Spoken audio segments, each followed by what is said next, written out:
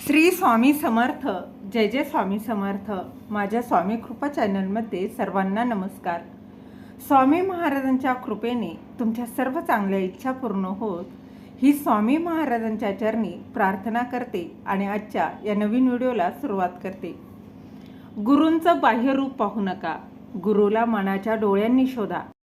आजची स्वामींची ही कथा नक्की ऐका आणि त्याआधी कमेंटमध्ये लिहा श्री स्वामी समर्थ. स्वामींनी सर्व मौल्यवान वस्तू बाळप्पांच्या स्वाधीन केल्या, पण सुंदराबाईंनी चोळप्पांचे कान भरले की तू एवढा जुना शिष्य आहेस तरी नवोदित बाळप्पांवर स्वामींनी एवढी मोठी जबाबदारी दिली आहे.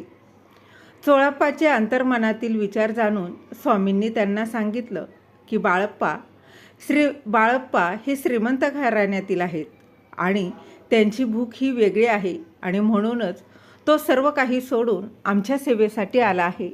चोळप्पाने स्वामींना विचारलं, मग मी प्रामाणिक नाही का? या प्रश्नाचं उत्तर भविष्यच देईल असं स्वामी म्हणाले.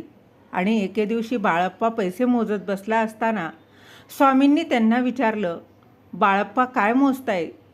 आपल्याकडे असा एक हिरा आहे, त्याच्या तुलनेत ही सर्व संपत्ती काहीच नाही. सध्या त्या हिऱ्याला पैलू पडत आहेत. 2-3 दिवसात तो आमच्याकडे येईल. रामचंद्र नावाचा एक गृहस्थ शंकराचा निस्सीम भक्त होता. घर आणि जगाकडे दुर्लक्ष करून तो शिवभक्तीत मग्न होता. त्याच्या आईच्या मते कलियुगातील देवांचं दर्शन होणं शक्य नाही, मात्र रामचंद्र त्यांच्या शिवभक्तीत कोणतीही कमी पडू देत नव्हता. एके दिवशी शिवाची पूजा करत असताना दैवी वाणी होऊन त्याला अक्कलकोटला जाण्यास सांगते आणि तेथे शिवाचं दर्शन होईल असंही सांगते. रामचंद्र अक्कलकोटला येतो. चोळप्पा त्याला तिथे भेटतो. रामचंद्र आपल्या दृष्टांताबद्दल सांगतात. चोळप्पा यांनी त्याला सांगितलं की तुझे अक्कलकोट येथील स्वामींच्या दर्शनाबद्दल स्वप्न आहे. पण रामचंद्र, माझे ऐका, शिव आणि स्वामी यांच्यात काही साम्य मला दिसत नाही, म्हणून स्वामींना भेटू नका. चोळप्पा आश्रमात येतो आणि बाळप्पांना रामचंद्राबद्दल सांगतो. तो रामचंद्र म्हणजे स्वामींचा हिरा आहे हे बाळप्पांच्या लगेच लक्षात येतं. बाळप्पा आणि चोळप्पा दोघेही रामचंद्रांच्या प्रस्तावाची तयारी करतात.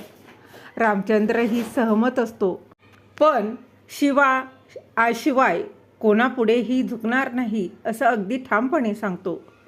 स्वामी विचारतात, रामचंद्र महादेवांना भेटलात का? रामचंद्र अगदी स्पष्टपणे नाही म्हणून सांगतो. स्वामी म्हणतात, माझ्याकडे लक्षपूर्वक पहा. रामचंद्र स्वामींना शिवाच्या रूपात पाहतात. वाघाची कातडी धारण केलेले डमरू आणि त्रिशूळ, गळ्यात साप, डोक्यावर मळलेले केस आणि त्यावर चंद्र.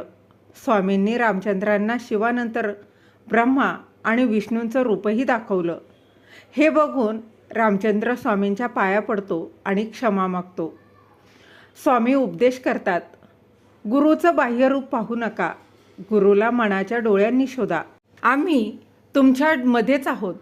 आपली कस्तुरी मृगासारखी गत करून घेऊ नका. श्री स्वामी समर्थ. जय जय स्वामी समर्थ.